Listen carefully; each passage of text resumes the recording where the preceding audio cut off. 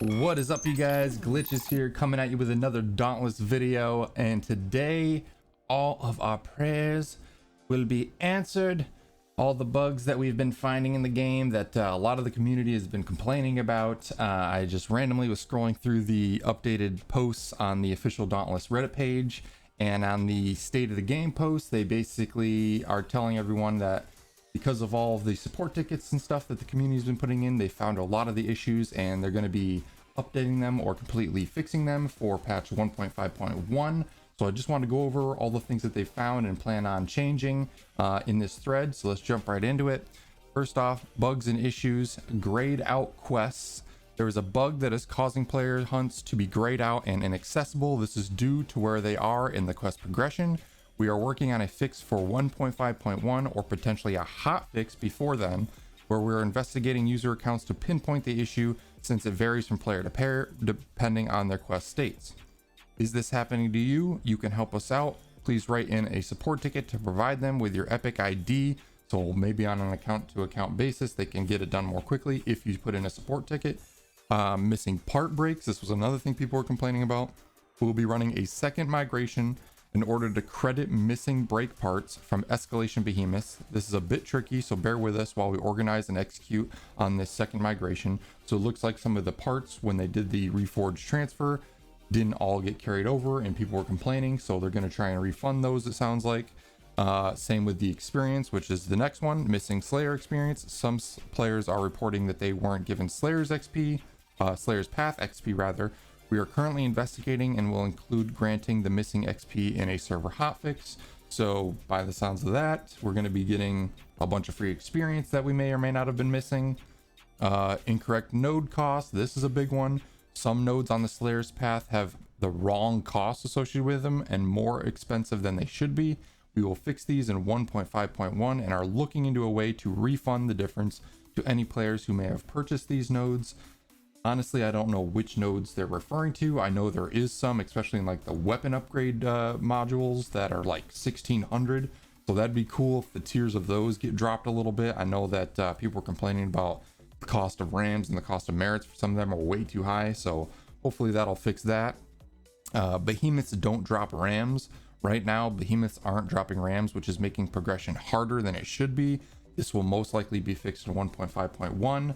So before, in pre-Reforged, no one really cared about rams in the end game. I mean, we had millions of them to spend and nothing to spend them on, and now they're a priceless commodity.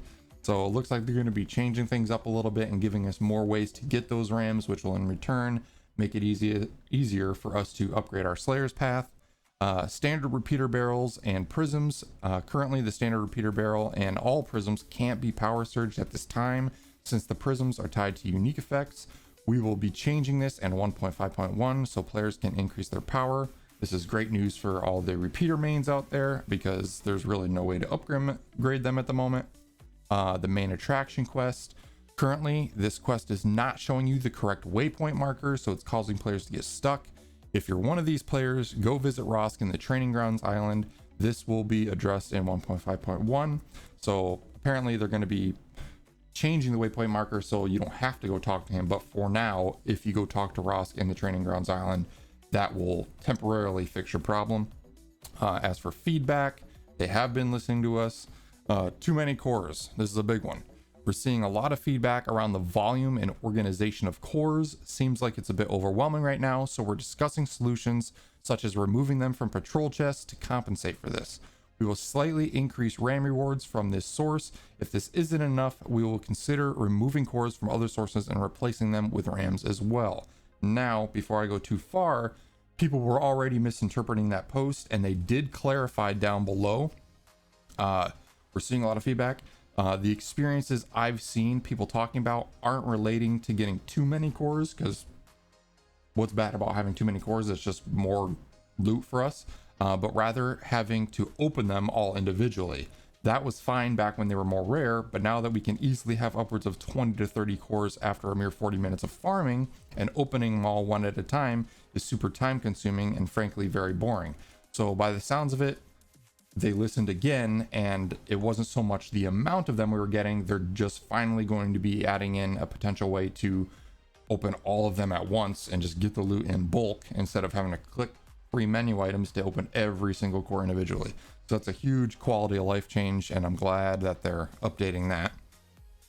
Let's see here. Too few rams. General feedback is that rams are now too rare. We're discussing this internally and looking into solutions and potential balance changes. Right now, we're considering increasing rams from island events. Fixing the aforementioned behemoth ram drops will also help this. So not only will we be getting more rams from the events themselves, but currently, behemoths aren't dropping rams at all when you slay them. Now they will. So between those two, we should be getting a nice chunk more. Higher difficulty / XP islands for final levels. We're hearing and feeling that the current islands and hunting grounds do not provide a valuable area for the last few levels of weapon XP progression. We're having discussions about bumping up the max level on the last couple islands in order to give higher level players a way to max out their XP gain rate. We're going to up the XP for higher level behemoths.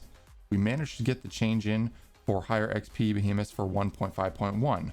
Now they crossed this out because unfortunately changes did not make it into 1.5.1, but they updated that saying that they did get it into patch 1.5.1, and that was just fixed today, this note. I checked it out yesterday and that was a different wording.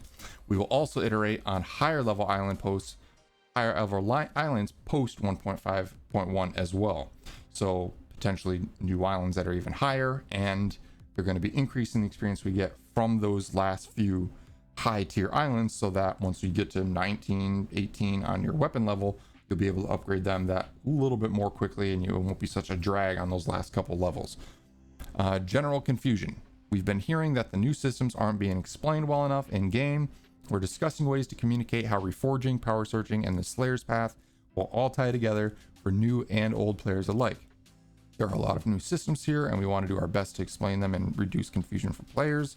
We're discussing a handful of UI changes to help communicate these features while also making them easier to navigate. So hopefully in-game, like in queues and whatnot, will be a little more clear and won't be so convoluted in the menu system and all the new changes that they made. As for data, we're reading a ton of feedback and making actions around them, but another big part of this data is feedback. Feedback is doing a terrific job at helping us target pain points, and once we have them locked in, we investigate using our data analysis. Once these steps are done, we begin to figure out an action plan. It will take a little longer to collect a good subset of data, but we're currently looking at things like time on islands, combat stats, rams in and out, session length, and generally seeing how fast players are progressing through the new systems.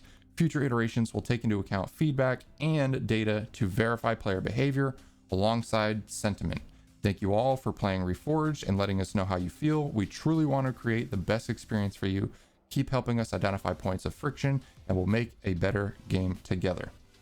So there you go. They are listening to us. They are constantly checking out the community feedback.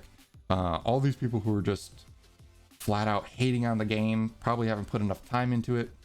Granted, there is some pain points that are justified, but this right here is proof that the guys at Phoenix Labs are legitimately looking into it. They are listening to it. So if you do run into a problem, be sure to submit those support tickets and give them a clear explanation of what's going on.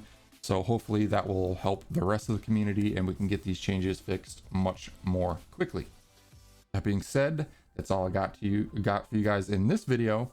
I will be posting another video shortly with my first build video that'll hopefully maybe change the meta a little bit. I'm excited to show it off. It's using a lot of cool items that typically we've never used in the past, cells that we've never used in the past. But keep an eye out for that as well. But for now, hope you guys enjoyed the video. If you found this video informative and helpful, be sure to hit that like button. If you're not already subscribed, be sure to hit that subscribe button and turn on notifications so you don't miss any of my future Dauntless content. But until the next one, hope you all had a great day. Catch you later. Thanks so much for watching, you guys. I hope you enjoyed the video. If you did, be sure to hit that like button. Also, if you're looking to join a killer community of like-minded gamers, then be sure to click the link in the description and join the Glitch Gang Discord server. We continue to grow every day, and it's filled with all your favorite game discussion channels, as well as several LFG channels to help you find that perfect group for your next hunt or raid. Lastly, if you're new to the channel and want to keep up to date with all my future content, then consider hitting that subscribe button and turn on those notifications. Hope you all had a great day, and I will catch you on the next one.